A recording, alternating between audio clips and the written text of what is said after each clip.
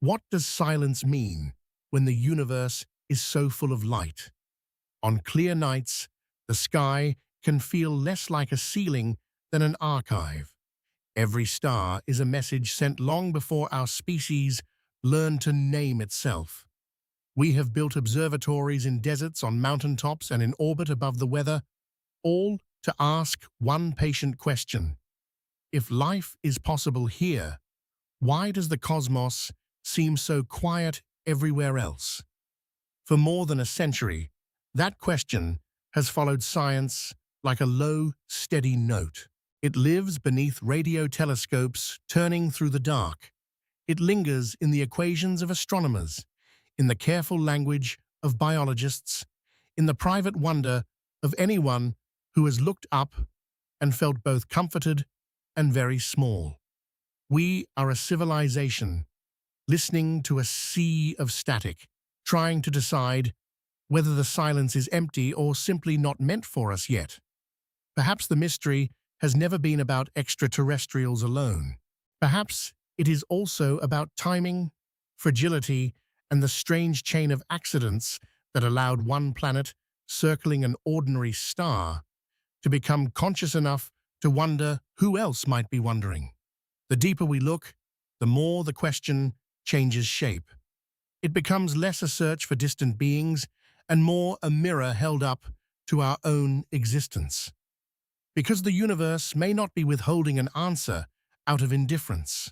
It may be teaching us something harder to accept, that life is rare, that intelligence is precarious, that survival depends on conditions so delicate they can vanish without ceremony. What we call silence may be the sound of worlds that never made it far enough to speak. And so this journey begins not with certainty, but with humility. 14 chapters, each opening another door into the dark, each asking whether the quiet between the stars is a void, a warning, or the most human mystery we have ever faced. What if the first reason for cosmic silence is not distance, but shelter? Imagine the solar system as a small boat drifting inside a harbor of invisible fire. Around us lies a vast cavity in space, a region astronomers call the local bubble, carved long ago by ancient stellar explosions. It is not empty. It is a refuge of thin, hot plasma, a place where some of the harshest radiation of the galaxy arrives softened, scattered, diminished, before it can do its worst. From Earth, the night sky looks evenly serene, but serenity can be deceptive. Much of the Milky Way is not a calm ocean. It is weather, violent, radiant, unstable weather. Supernovas bloom and die. Pulsars spin like cosmic lighthouses. High-energy particles stream through interstellar space with no regard for atmosphere, bone, or memory. In such places, life may begin only to be interrupted again and again before it has time to become reflective, technological, or known. That possibility changes the emotional geometry of the question. Maybe intelligence does not arise wherever planets gather and oceans form. Maybe it needs a season of protection, a rare interval of cosmic gentleness. Not paradise, just enough safety for complexity to persist, enough quiet for evolution to experiment, enough time for fragile organisms to move from instinct to awareness, from awareness to language, from language to the machinery of listening. If so, then civilizations may not be evenly scattered through the galaxy like lights on a map. They may exist in separated pockets, each enclosed by its own improbable conditions, each growing in isolation behind walls made not of stone, but radiation. In that case, the silence between worlds is not evidence of emptiness. It is the sound of islands too far apart, trying to survive long enough to speak. And that leaves us with a gentler, more unsettling thought. Perhaps we are not abandoned in the universe. Perhaps we are simply sheltered and shelter itself is rare. What if life's first great achievement is also its first betrayal?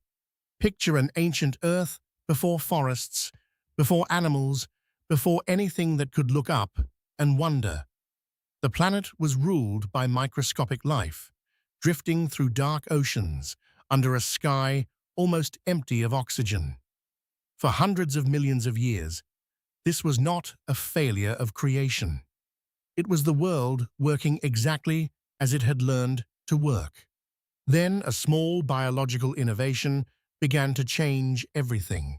Some of the earliest microbes discovered how to harvest sunlight and release oxygen as a byproduct. To us, oxygen feels like breath, energy, possibility. But on that earlier Earth, it was a toxin. It moved through the oceans and atmosphere like a quiet revolution, deadly to countless organisms that had evolved for a different chemistry. The same process that would one day make complex life possible may first have triggered one of the most devastating ecological upheavals in planetary history. That paradox matters. It suggests that life does not always move forward gently. Sometimes it transforms its world so completely that it nearly destroys the conditions that allowed it to begin. A biosphere can change its own atmosphere, poison its own equilibrium, and force evolution to start again from the ruins of success. On Earth, that crisis eventually opened a door. But there is no guarantee every living world is so fortunate. Elsewhere in the galaxy, there may be planets where biology repeatedly rises, alters the environment, and collapses before complexity can take hold. Oceans full of organisms, skies slowly rewritten, then silence. Not because life never appeared, but because it kept undoing itself before it could become reflective, technological, or enduring. If that is true, then the universe may not be empty of life at all. It may be crowded with beginnings that never reached the stage of memory. And the question becomes harder and more intimate. How often does life survive long enough to outgrow the consequences of its own invention?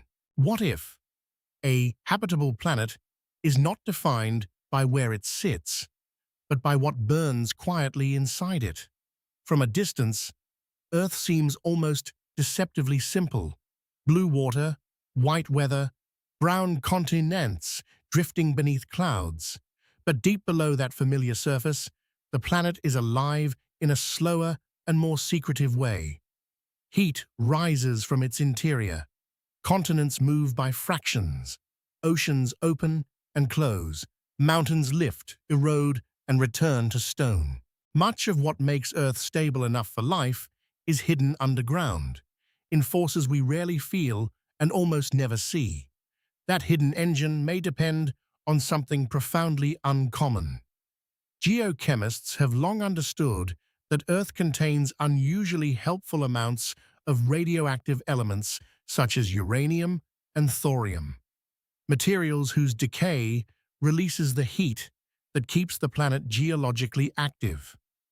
That heat matters more than it first appears. It helps drive plate tectonics, which recycles carbon through the crust and atmosphere, moderating climate across immense spans of time. It helps sustain the liquid outer core, whose motion generates the magnetic field that shields our atmosphere from the erosive force of solar wind.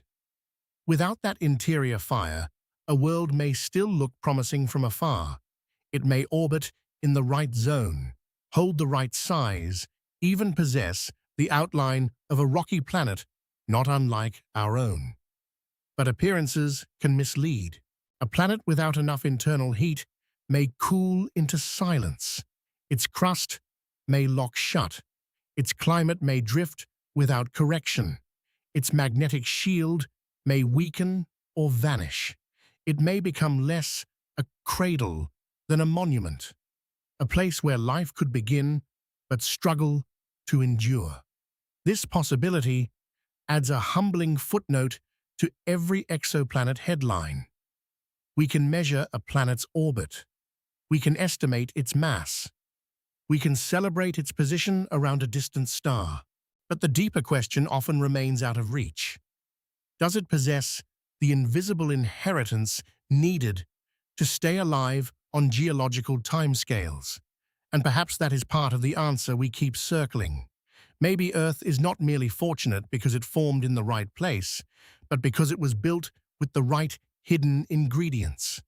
If so, then the universe may contain many worlds that resemble home from a distance, and very few that can truly become one.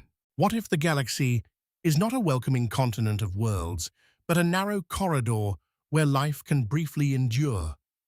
Seen from Earth, the Milky Way appears like a river of powdered light, serene and continuous across the night.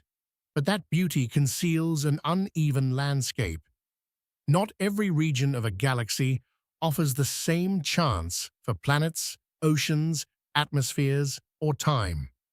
Some places are too poor in the heavy elements needed to build rocky worlds. Others are so crowded and violent that even a promising planet may never know stability. Astronomers have described this idea as a kind of galactic habitable zone, a band where the conditions for complex life may be less hostile than elsewhere. Move too far outward, and the ingredients begin to thin. In those remote reaches, stars formed from matter less enriched by earlier generations of stellar death. There may be gas and light, but not enough of the heavier elements required to build Earth-like planets in abundance. A universe full of stars is not the same thing as a universe full of homes. Travel inward, and the problem reverses. Near the galactic center, the stars gather too tightly. Radiation intensifies, supernovas occur more often, gravitational encounters grow more disruptive. It is a beautiful danger, brilliant and relentless. In such a neighborhood, life may begin, only to be interrupted by catastrophe before complexity has time to deepen into intelligence.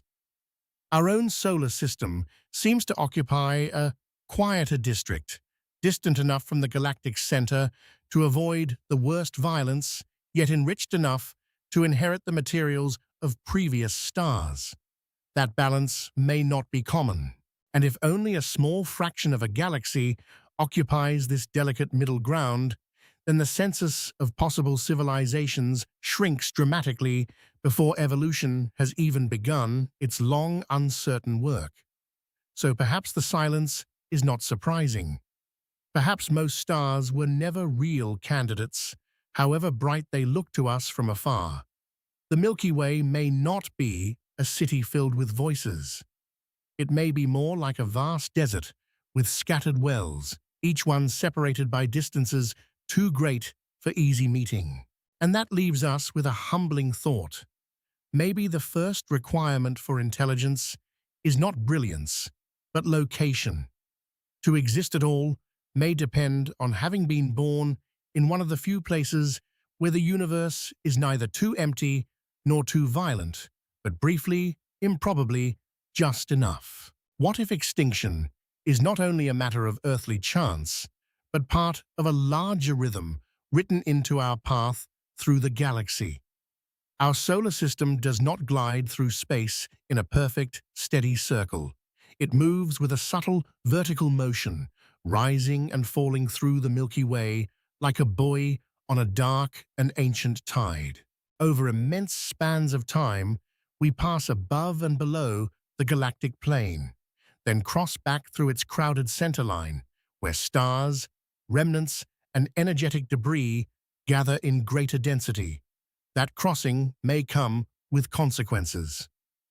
The galactic midplane is rich in supernova remnants, pulsars, and regions of intense stellar birth, all of them sources of cosmic rays, high-energy particles capable of altering atmospheres and, perhaps, the course of evolution itself. Some researchers have proposed that when Earth moves through these denser regions, radiation exposure may increase enough to disturb climate weaken the ozone layer, and raise mutation pressures across the living world. The idea is not that the sky suddenly falls. It is something quieter, more cumulative, and in some ways more haunting than a single catastrophe. A small shift in radiation, a gradual strain on ecosystems, a planet nudged toward instability just often enough to interrupt long biological experiments before they can reach greater complexity. In that view, mass extinction is not always random. It may sometimes arrive on a schedule too slow for memory and too vast for instinct.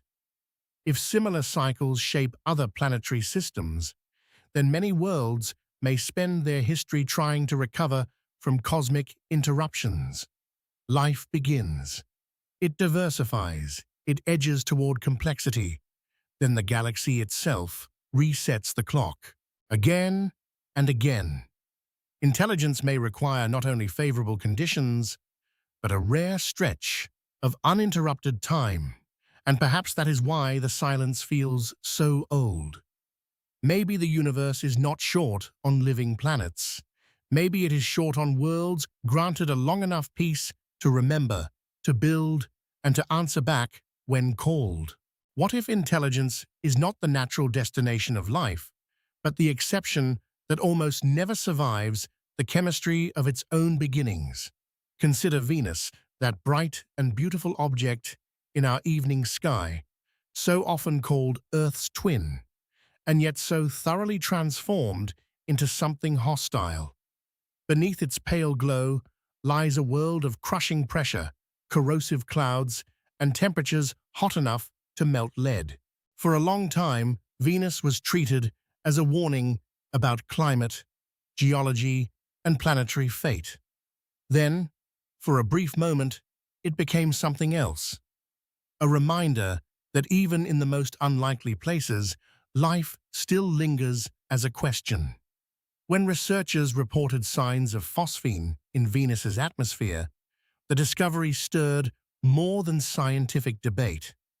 On Earth, phosphine is associated mainly with biology or industry. In the clouds of Venus, it seemed out of place, almost like a sentence spoken in the wrong room. The claim remains contested, and the evidence has been argued over with the care such a possibility demands.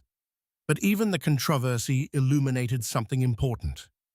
It revived the idea that simple microbial life might emerge with relative ease, while complex life remains painfully rare.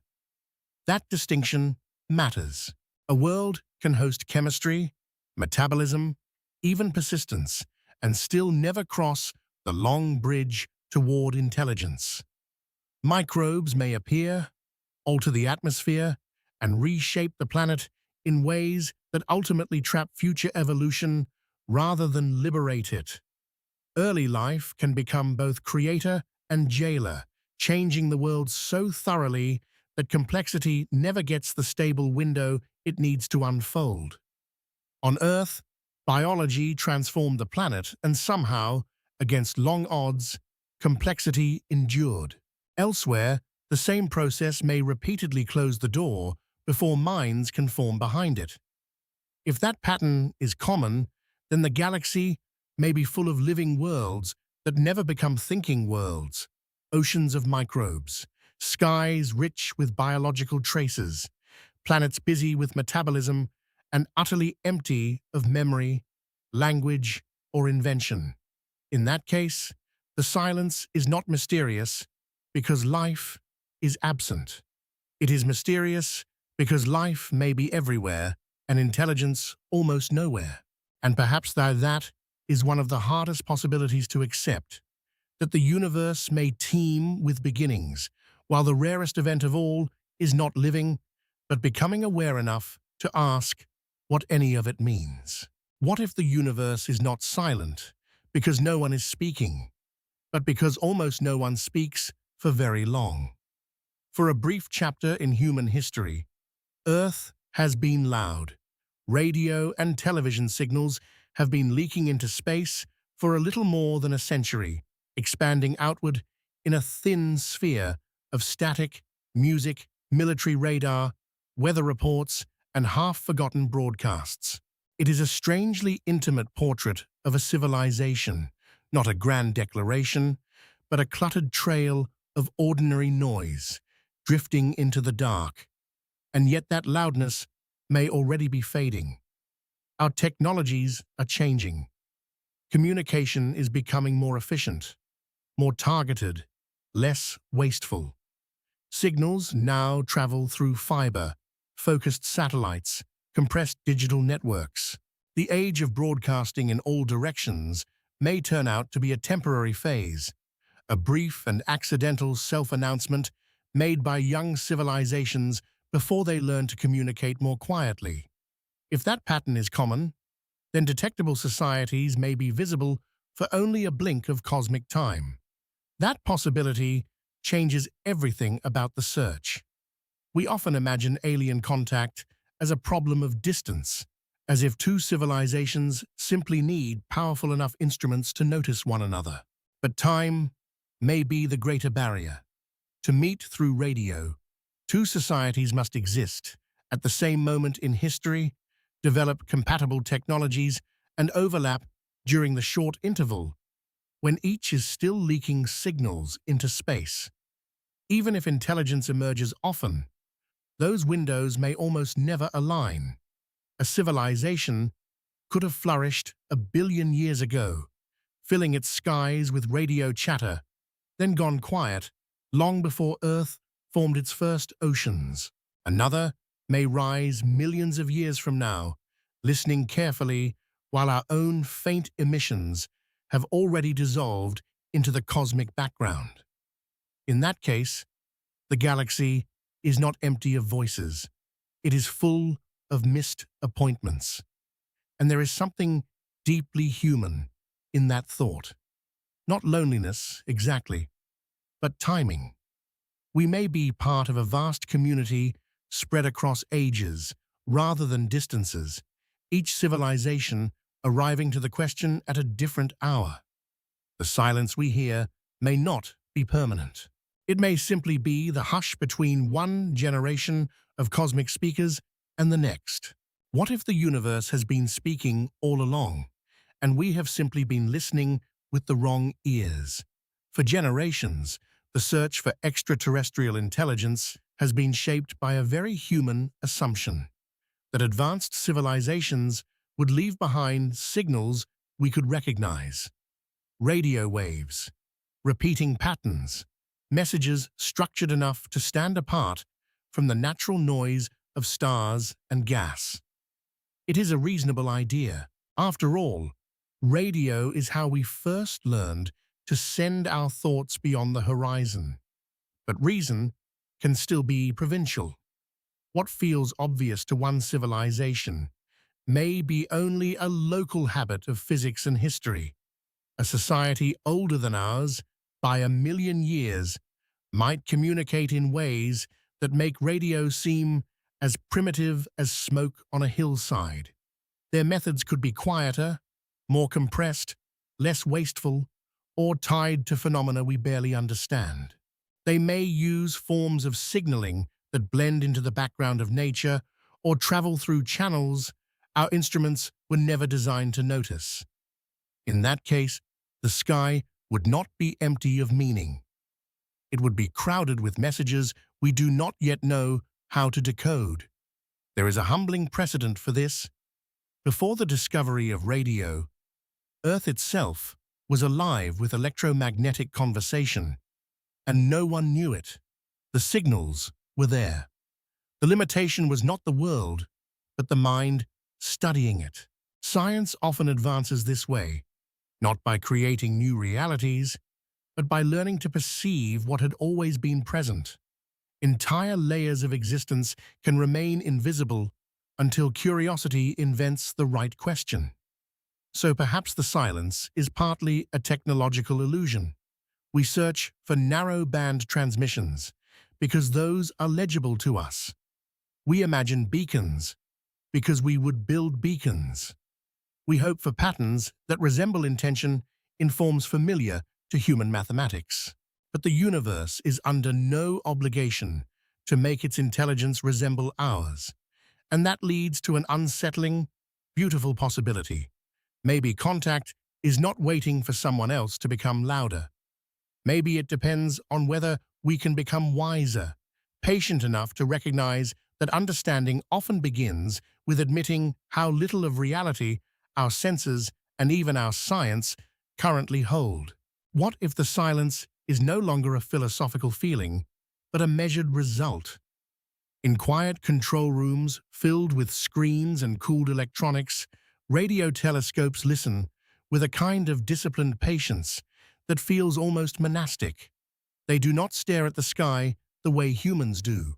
They sift, they compare, they separate the natural static of the cosmos from the narrow, deliberate patterns that technology might produce. If another civilization were speaking in ways even vaguely similar to us, these instruments are designed to notice. That hope has guided some of the most ambitious listening efforts ever attempted. Astronomers have surveyed nearby stars, promising exoplanets and entire ranges of radio frequencies with a sensitivity earlier generations could barely imagine. Worlds like Proxima Centauri b, the TRAPPIST-1 system, and other tantalizing candidates have all been placed under this long electronic gaze.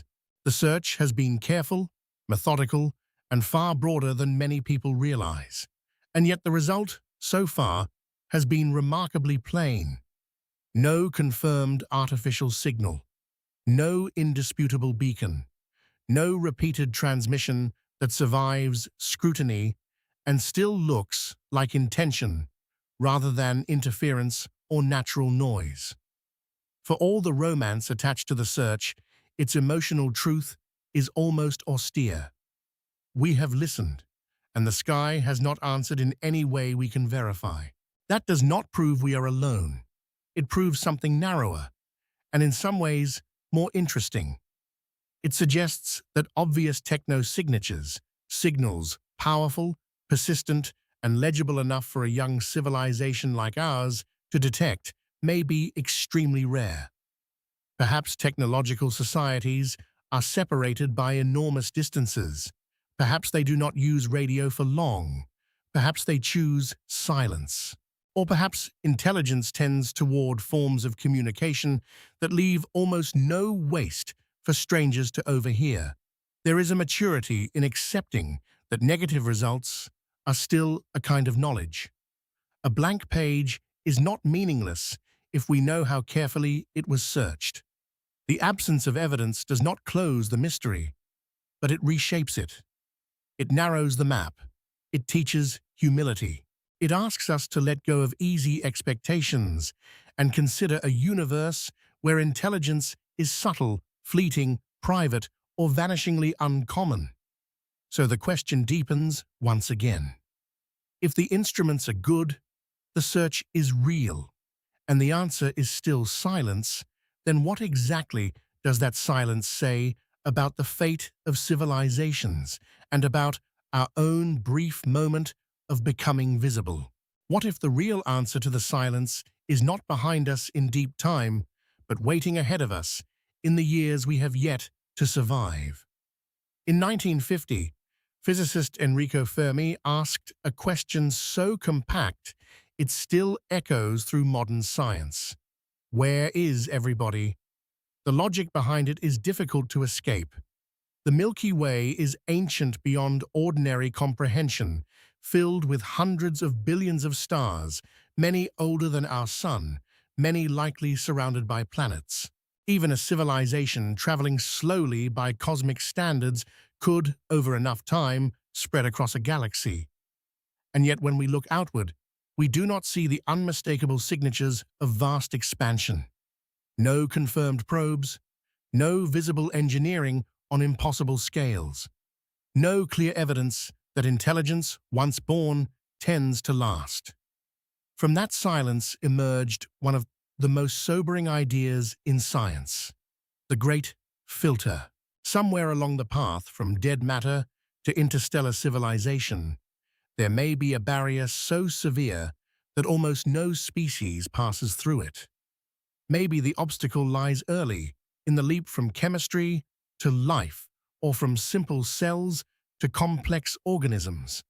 If so, then our existence is a miracle of perseverance. But if the hardest threshold lies ahead, the silence acquires a different tone. It begins to sound less like mystery and more like pattern. Technological societies may reach a point where their power exceeds their wisdom. They unlock energies they cannot fully govern. They alter climate faster than they can adapt.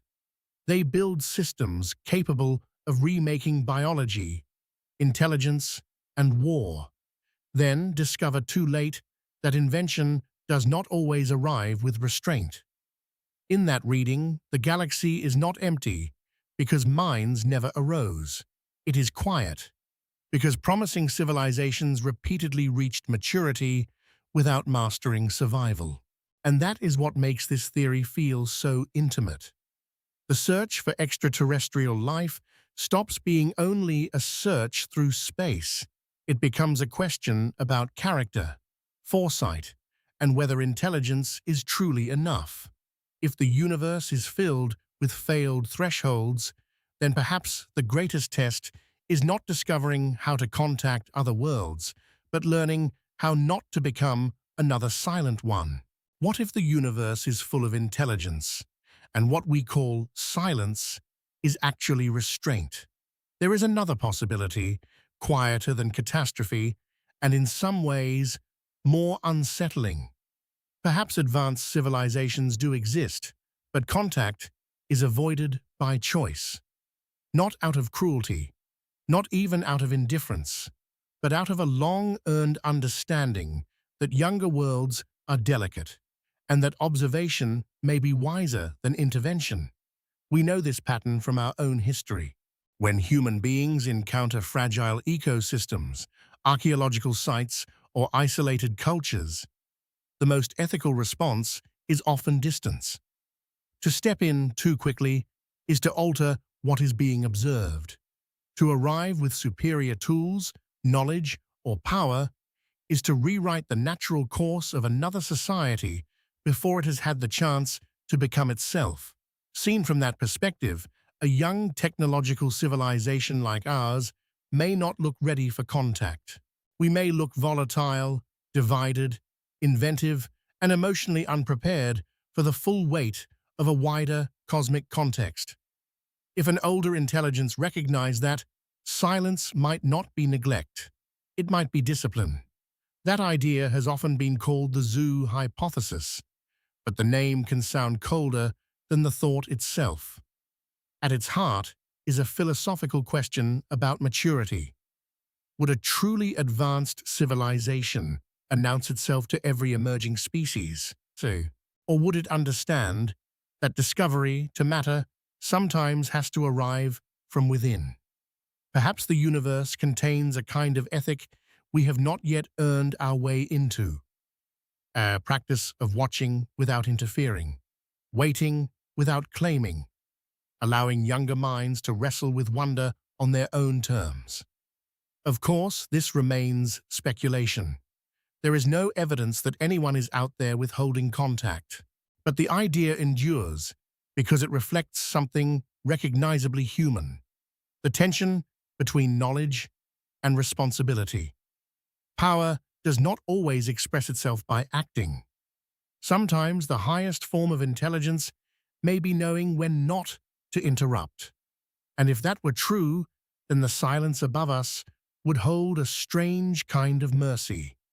Not rejection, not abandonment, just a waiting room of stars, where the unanswered question is not whether anyone is there, but whether we have yet become the kind of civilization worth answering openly. What if the final reason for the silence is the simplest and the hardest for us to accept? That distance itself may be a deeper barrier than imagination allows. We speak of the galaxy as though it were a neighborhood, but even our nearest stellar companions are separated from us by gulfs so vast that ordinary language begins to fail. Light, the fastest thing we know, takes years to cross those intervals. A spacecraft built with our current technology would take far longer. The Milky Way is not merely large. It is scaled in such a way that even possibility can feel stranded. That matters because communication is not only about existing, it is about overcoming separation before time erases the chance. A civilization might rise on a distant world, solve the problems of energy and survival, develop curiosity, even look outward with something like hope. And still, it may remain effectively alone, not because no one else exists, but because the cost of reaching across space is so punishing that contact rarely becomes practical. We often assume that advanced intelligence would simply outgrow these limits. But that assumption may say more about human optimism than cosmic reality. Faster travel may be impossible.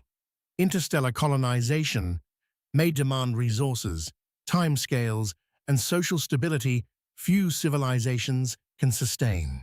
Even sending durable probes across thousands of light-years could become an act of patience so extreme that it loses its emotional meaning. To begin a conversation whose answer arrives after your culture has changed beyond recognition is not really conversation at all. It is inheritance.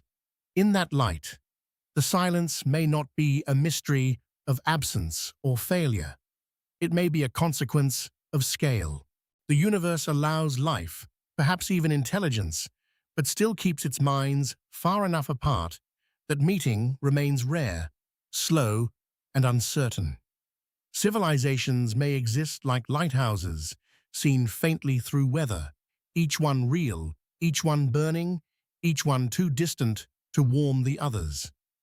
And perhaps there is a quiet dignity in that thought. It suggests that meaning does not depend entirely on contact. A civilization may still matter even if it is never witnessed.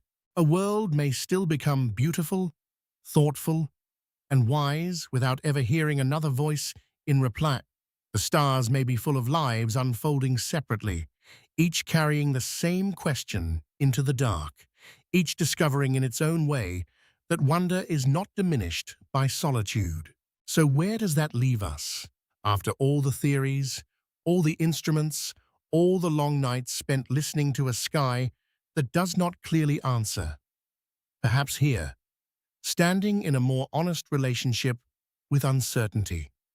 We began with a question about aliens and arrived somewhere more intimate. The silence between the stars may reflect danger, rarity, timing, restraint, distance, or limits in our own understanding. It may be one of these things. It may be several at once, or it may be something we have not yet learned how to imagine. What matters is that each possibility changes not only how we see the universe, but how we see ourselves. Because every explanation carries a human lesson hidden inside it. If life is rare, then existence is more precious than we usually admit. If intelligence often fails, then survival is not guaranteed by cleverness alone.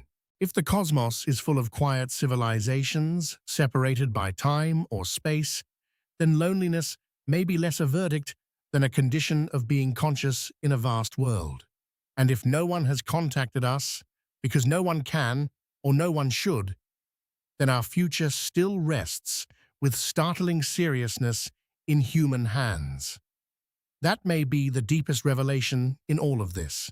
The search for other minds has never been only a scientific project. It is also a moral one.